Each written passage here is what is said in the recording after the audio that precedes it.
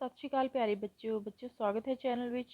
ਤੇ ਅੱਜ ਆਪਾਂ ਕਰਾਂਗੇ ਜਮਾਤ 9ਵੀਂ ਦੀ ਜਿਹੜੀ ਸਿਰਜਣਾ ਇਕਾਂਗੀ ਹੈ ਤੇ ਉਹਦੇ ਪ੍ਰਸ਼ਨ ਉੱਤਰ ਕਰਾਂਗੇ ਆਪਾਂ, ਜੋ ਕਿ ਤੁਹਾਨੂੰ ਸਬਜੈਕਟਿਵ ਪੇਪਰ ਵਿੱਚ ਆਉਣਗੇ ਸੈਕਿੰਡ ਟਰਮ 'ਚ, ਕਿਉਂਕਿ ਪਿਛਲਾ ਪੇਪਰ ਸੀ ਜਿਹੜਾ ਆਬਜੈਕਟਿਵ ਸੀ ਤੇ ਜਿਹੜਾ ਸੈਕਿੰਡ ਟਰਮ ਦਾ ਤੁਹਾਡਾ ਪੇਪਰ ਹੋਏਗਾ ਉਸ ਵਿੱਚ ਤੁਹਾਡੇ ਸਬਜੈਕਟਿਵ ਪ੍ਰਸ਼ਨ ਉੱਤਰ ਆਉਣਗੇ ਤੇ 20 ਤੋਂ 25 ਸ਼ਬਦਾਂ ਵਾਲੇ ਤੇ 50 ਤੋਂ 60 ਸ਼ਬਦਾਂ ਵਾਲੇ।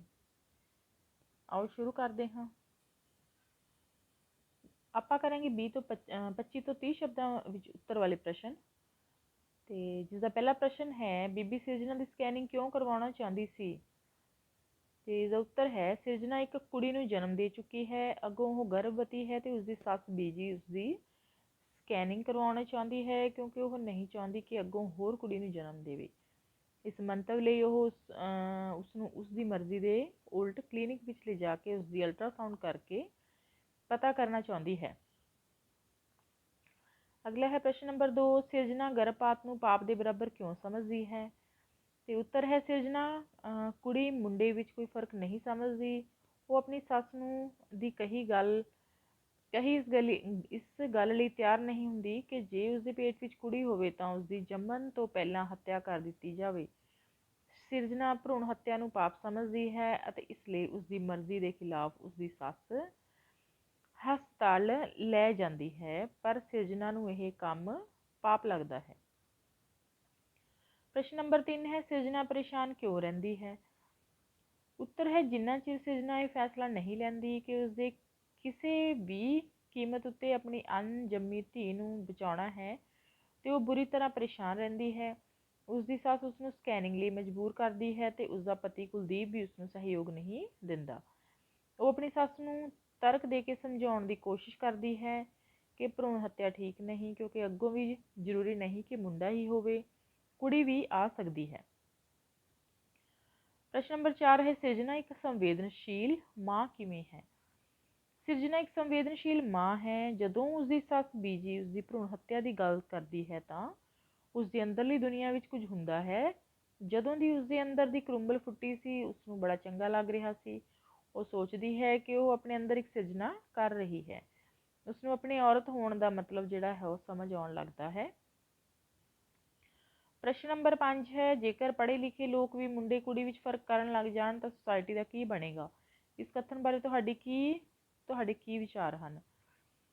ਸਿਰਜਣਾ ਇਕਾਂਗੀ ਦੀ ਡਾਕਟਰ ਇੱਕ ਸਮਝਦਾਰ ਔਰਤ ਹੈ ਜੋ ਸਿਰਜਣਾ ਨੂੰ ਸਮਝਾਉਂਦਿਆਂ ਹੋਇਆਂ ਕਹਿੰਦੀ ਹੈ ਕਿ ਉਹ ਇੱਕ ਪੜ੍ਹੀ ਲਿਖੀ ਮੁਟਿਆਰ ਹੈ। ਜੇਕਰ ਪੜ੍ਹੇ ਲਿਖੇ ਲੋਕ ਵੀ ਮੁੰਡੇ ਕੁੜੀ ਵਿੱਚ ਫਰਕ ਕਰਨ ਲੱਗ ਜਾਣ ਤਾਂ ਸੁਸਾਇਟੀ ਦਾ ਕੀ ਬਣੇਗਾ? ਡਾਕਟਰ ਸਿਰਜਣਾ ਨੂੰ ਆਖਦੀ ਹੈ ਕਿ ਭਰੂਣ ਹੱਤਿਆ ਦੀ ਸਮੱਸਿਆ ਸਿਰਫ ਉਹਨਾਂ ਦੀ ਨਹੀਂ, ਸਮੁੱਚੀ ਸੁਸਾਇਟੀ ਦੀ ਹੈ। ਇੱਕ ਇਕੱਲੀ ਔਰਤ ਸਮੁੱਚੀ ਸੁਸਾਇਟੀ ਵਿੱਚ ਬਦਲਾਅ ਨਹੀਂ ਲਿਆ ਸਕਦੀ। ਹੋਰਨਾਂ ਨੂੰ ਵੀ ਉਸ ਵਰਗੀ ਜਿਹੜੀ ਸੋਚ ਹੈ ਉਹ ਰੱਖਣੀ ਚਾਹੀਦੀ ਹੈ। ਤੇ ਬੱਚਿਓ, ਅੱਗੇ ਹਨ ਤੁਹਾਡੇ 50 ਤੋਂ 60 ਸ਼ਬਦਾਂ ਵਾਲੇ ਪ੍ਰਸ਼ਨ। ਤੇ ਪਹਿਲਾ ਪ੍ਰਸ਼ਨ ਹੈ, ਬੀਬੀ ਸਿਰਜਣਾ ਦੇ ਪੇਟ ਤੋਂ ਮੁੰਡੇ ਦਾ ਜਨਮ ਕਿਉਂ ਚਾਹੁੰਦੀ ਹੈ? ਉੱਤਰ ਹੈ, ਬੀਜੀ 40 ਕਿੱਲੇ ਜ਼ਮੀਨ ਅਤੇ ਸ਼ੈਲਰ ਦੀ ਮਾਲਕ ਹੈ। ਉਹ ਸਿਰਜਣਾ ਦੀ ਸੱਸ ਹੈ। ਉਸਦੀ ਨੂੰਹ ਸਿਰਜਣਾ ਪਹਿਲਾਂ ਹੀ ਕੁੜੀ ਨੂੰ ਜਨਮ ਦੇ ਚੁੱਕੀ ਹੈ ਅਤੇ ਉਹ ਮੁੜ ਗਰਭਵਤੀ ਹੈ। ਇਸ ਲਈ ਬੀਜੀ ਨਹੀਂ ਚਾਹੁੰਦੀ ਕਿ ਅੱਗੋਂ ਉਹ ਕੁੜੀ ਨੂੰ ਜਨਮ ਦੇਵੇ। ਇਸ ਮੰਤਵ ਲਈ ਉਹ ਉਸਨੂੰ ਉਸਦੀ ਮਰਜ਼ੀ ਦੇ ਖਿਲਾਫ ਹਸਪਤਾਲ ਲਿਜਾਣਾ ਚਾਹੁੰਦੀ ਹੈ ਤਾਂ ਕਿ ਉਹ ਉਸਦਾ ਅਲਟਰਾਸਾਊਂਡ ਕਰਵਾ ਕੇ ਪਤਾ ਲਗਾ ਸਕੇ ਕਿ ਅੱਗੋਂ ਉਹ ਮੁੰਡੇ ਨੂੰ ਜਨਮ ਦੇਵੇਗੀ ਜਾਂ ਕੁੜੀ ਨੂੰ। ਜੇ ਉਸਦੇ ਗਰਭ ਵਿੱਚ ਕੁੜੀ ਪਲ ਰਹੀ ਹੈ ਤਾਂ ਉਸਦਾ ਗਰਭਪਾਤ ਕਰਵਾ ਦੇਵੇ, ਪਰ ਸਿਰਜਣਾ ਨੂੰ ਇਹ ਕੰਮ ਪਾਪ ਲੱਗਦਾ ਹੈ। ਸਿਰਜਣਾ ਦੇ ਮਜ਼ਬੂਤ ਇਰਾਦੇ ਅੱਗੇ ਬੀਜੀ ਦੀ ਕੋਈ ਪੇਸ਼ ਨਹੀਂ ਚੱਲਦੀ। ਅਗਲਾ ਪ੍ਰਸ਼ਨ ਹੈ, ਕੁਲਦੀਪ ਸਿਰਜਣਾ ਨੂੰ ਫੋਨ ਤੇ ਕਿਸ ਦੀ ਮਰਜ਼ੀ ਅਨੁਸਾਰ ਚੱਲਣ ਲਈ ਕਹਿੰਦਾ ਹੈ ਤੇ ਕਿਉਂ? ਕੁਲਦੀਪ ਬੀਜੀ ਦਾ ਲਾਡਲਾ ਪੁੱਤਰ ਤੇ ਸਿਰਜਣਾ ਪਤੀ ਹੈ। ਉਹ ਆਪਣੀ ਮਾਂ ਉੱਤੇ ਲੋੜੋਂ ਵੱਧ ਯਕੀਨ ਕਰਦਾ ਹੈ। ਜਦੋਂ ਸਿਰਜਣਾ ਆਪਣੇ ਪਤੀ ਨੂੰ ਫੋਨ ਤੇ ਦੱਸਦੀ ਹੈ ਕਿ ਬੀਜੀ ਉਸਨੂੰ ਜ਼ਬਰਦਸਤੀ ਸਕੈਨਿੰਗ ਕਰਵਾਉਣ ਲਈ ਕਲੀਨਿਕ ਲੈ ਕੇ ਆਏ ਹਨ ਤਾਂ ਉਹ ਕਹਿੰਦਾ ਹੈ ਕਿ ਜੋ ਕੁਝ ਵੀ ਉਸਦੀ ਮਾਂ ਕਹੇਗੀ ਸਹੀ ਹੀ ਕਰੇਗੀ। ਕੁਲਦੀਪ ਆਪਣੀ ਪਤਨੀ ਸਿਰਜਣਾ ਦੀ ਗੱਲ ਵੱਲ ਧਿਆਨ ਨਹੀਂ ਦਿੰਦਾ, ਸਗੋਂ ਉਹ ਸਾਰੀ ਗੱਲ ਆਪਣੀ ਮਾਂ ਉੱਤੇ ਸੁੱਟ ਦਿੰਦਾ ਹੈ। ਫਿਰ ਉਹ ਸਿਰਜਣਾ ਦਾ ਫੋਨ ਇਹ ਕਹਿ ਕੇ ਕੱਟ ਦਿੰਦਾ ਹੈ ਕਿ ਉਹ ਇੱਕ ਜ਼ਰੂਰੀ ਮੀਟਿੰਗ ਵਿੱਚ ਬਿਜ਼ੀ ਹੈ ਤੇ ਉਹ ਦੋਵੇਂ ਉਵੇਂ ਹੀ ਕਰੇ ਜਿਵੇਂ ਬਿਜ਼ੀ ਕਹਿ ਰਹੇ ਹਨ। ਅਗਲਾ ਪ੍ਰਸ਼ਨ ਹੈ, ਜਦੋਂ ਸਿਰਜਣਾ ਕੁਲਦੀਪ ਨੂੰ ਦੂਜੀ ਵਾਰ ਫੋਨ ਕਰਦੀ ਹੈ ਤਾਂ ਉਹ ਕੀ ਪੁੱਛਦਾ ਹੈ? ਜਦੋਂ ਸਿਰਜਣਾ ਕੁਲਦੀਪ ਨੂੰ ਦੂਜੀ ਵਾਰ ਫੋਨ ਕਰਦੀ ਹੈ ਤਾਂ ਕੁਲਦੀਪ ਸਭ ਤੋਂ ਪਹਿਲਾਂ ਸਿਰਜਣਾ ਤੋਂ ਰਿਜ਼ਲਟ ਬਾਰੇ ਪੁੱਛਦਾ ਹੈ, ਭਾਵ ਸਕੈਨਿੰਗ ਵਿੱਚ ਕੁੜੀ ਹੈ ਜਾਂ ਮੁੰਡਾ। ਉਹ ਆਪਣੀ ਪਤਨੀ ਦੀਆਂ ਗੱਲਾਂ ਨਾਲ ਸਕੈਨਿੰਗ ਦੇ ਰਿਜ਼ਲਟ ਲਈ ਵਧੇਰੇ ਫਿਕਰਮੰਦ ਹੈ। ਕੁਲਦੀਪ ਸਿਰਜਣਾ ਨੂੰ ਆਖਦਾ ਹੈ ਕਿ ਬੀਜੀ ਦੀ ਟੈਨਸ਼ਨ ਬਿਲਕੁਲ ਉਚਿਤ ਹੈ, ਕਿਉਂਕਿ ਉਸਨੇ ਪਹਿਲਾਂ ਵੀ ਇੱਕ ਕੁੜੀ ਹੈ। ਉਹ ਆਖਦਾ ਹੈ ਕਿ ਉਸਨੂੰ ਪਤਾ ਹੈ ਕਿ ਇਹ ਉਚਿਤ ਨਹੀਂ, ਪਰ ਪ੍ਰਾਪਰਟੀ ਕਲਚਰ ਹੈ, ਇੰਨੀ ਜਾਇਦਾਦ ਨੂੰ ਬਾਅਦ ਵਿੱਚ ਕੌਣ ਸੰਭਾਲੇਗਾ। ਇਸ ਵਿੱਚ ਇਸੇ ਤਰ੍ਹਾਂ ਹੀ ਹੁੰਦਾ ਹੈ। ਅਗਲਾ ਪ੍ਰਸ਼ਨ ਹੈ, ਸਿਰਜਣਾ ਦੁਆਰਾ ਸਕੈਨਿੰਗ ਨਾ ਕਰਵਾਉਣ ਦੇ ਫੈਸਲੇ ਤੇ ਕੁਲਦੀਪ ਦਾ ਕੀ ਪ੍ਰਤੀਕਰਮ ਸੀ। ਜਦੋਂ ਸਿਰਜਣਾ ਆਪਣਾ ਫੈਸਲਾ ਲੈ ਕੇ ਉਹ ਸਕੈਨਿੰਗ ਨਹੀਂ ਕਰਾਏਗੀ, ਕਲੀਨਿਕ ਵਿੱਚੋਂ ਬਾਹਰ ਨਿਕਲਣ ਲੱਗਦੀ ਹੈ ਤਾਂ ਉਸਦਾ ਪਤੀ ਕੁਲਦੀਪ ਉਸਦੇ ਸਾਹਮਣੇ ਖੜਾ ਮੁਸਕਰਾਉਂਦਾ ਅਤੇ ਸਿਰਜਣਾ ਤੋਂ ਇਸ ਗੱਲ ਦੀ ਮੁਆਫੀ ਮੰਗਦਾ ਹੈ ਕਿ ਜੋ ਪਹਿਲਾਂ ਉਸਨੂੰ ਕਰਨਾ ਚਾਹੀਦਾ ਸੀ ਉਹੀ ਫੈਸਲਾ ਉਸਨੇ ਕੀਤਾ ਹੈ। ਤੇ ਉਹ ਇਸ ਗੱਲ ਉੱਤੇ ਖੁਸ਼ੀ ਦਾ ਇਜ਼ਹਾਰ ਕਰਦਾ ਹੈ ਕਿ ਉਸਦੀ ਜੀਵਨ ਸਾਥਣ ਕੋਈ ਸਧਾਰਨ ਔਰਤ ਨਹੀਂ ਹੈ। ਤੇ ਸਮੁੱਚੇ ਤੌਰ ਤੇ ਇਹ ਕਿਹਾ ਜਾ ਸਕਦਾ ਹੈ ਕਿ ਦੇਰ ਨਾਲ ਹੀ ਸਹੀ ਕੁਲਦੀਪ ਸਿਰਜਣਾ ਦੀਆਂ ਭਾਵਨਾਵਾਂ ਨੂੰ ਸਮਝਦਾ ਹੋਇਆ ਉਸਦੇ ਪਿੱਛੇ ਕਲੀਨਿਕ ਪਹੁੰਚਦਾ ਹੈ। ਭਾਵੇਂ ਉਹ ਇੱਕ ਜ਼ਿੰਮੇਵਾਰ ਪਤੀ ਦਾ ਫਰਜ਼ ਅਦਾ ਕਰਦਾ ਮਹਿਸੂਸ ਨਹੀਂ ਹੁੰਦਾ, ਪਰ ਅੰਤ ਵਿੱਚ ਉਹ ਆਪਣੀ ਸਾਥਣ ਸਿਰਜਣਾ ਦਾ ਸਾਥ ਦੇ ਕੇ ਆਪਣੇ ਸਾਰੇ ਧੋਣੇ ਜਿਹੜੇ ਹੈ ਉਹ ਧੋ ਦਿੰਦਾ।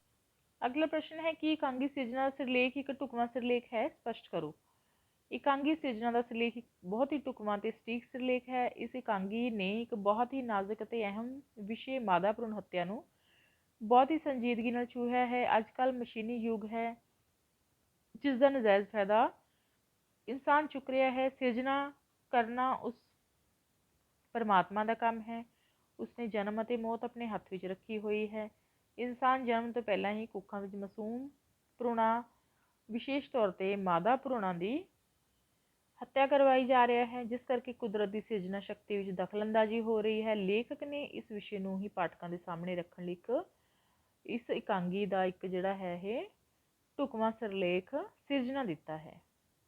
ਤੇ ਇਸ ਤਰ੍ਹਾਂ ਬੱਚਿਓ ਇਹ ਸੀ ਆਪਣਾ ਜਿਹੜਾ ਸਿਰਜਣਾ ਇਕਾਂਗੀ ਦੇ ਜਿਹੜੇ ਸੀ ਆਪਣੇ ਪ੍ਰਸ਼ਨ ਉੱਤਰ ਸਨ, ਤੇ ਇਹ ਤੁਹਾਡੇ ਲਈ ਬਹੁਤ ਹੈਲਪਫੁਲ ਹਨ। ਜੇ ਤੁਸੀਂ ਇਹਨਾਂ ਨੂੰ ਚੰਗੀ ਤਰ੍ਹਾਂ ਸੁਣੋਗੇ, ਸਮਝੋਗੇ ਤਾਂ ਤੁਹਾਨੂੰ ਇਹ ਪੇਪਰ ਵਿੱਚ ਆ ਸਕਦੇ ਹਨ ਤੇ ਇਹਨਾਂ ਦੁਆਰਾ ਤੁਹਾਨੂੰ ਬਹੁਤ ਵਧੀਆ ਅੰਕ ਮਿਲਣਗੇ ਜੇ ਤੁਸੀਂ ਇਹਨਾਂ ਨੂੰ ਯਾਦ ਕਰੋਗੇ, ਤਿਆਰੀ ਕਰੋਗੇ ਇਹਨਾਂ ਦੀ, ਇਸ ਲੈਸਨ ਨੂੰ ਚੰਗੀ ਤਰ੍ਹਾਂ ਪੜ੍ਹੋਗੇ, ਇਹਨਾਂ ਪ੍ਰਸ਼ਨ ਉੱਤਰਾਂ ਨੂੰ ਧਿਆਨ ਨਾਲ ਸਮਝੋਗੇ, ਸੁਣੋਗੇ।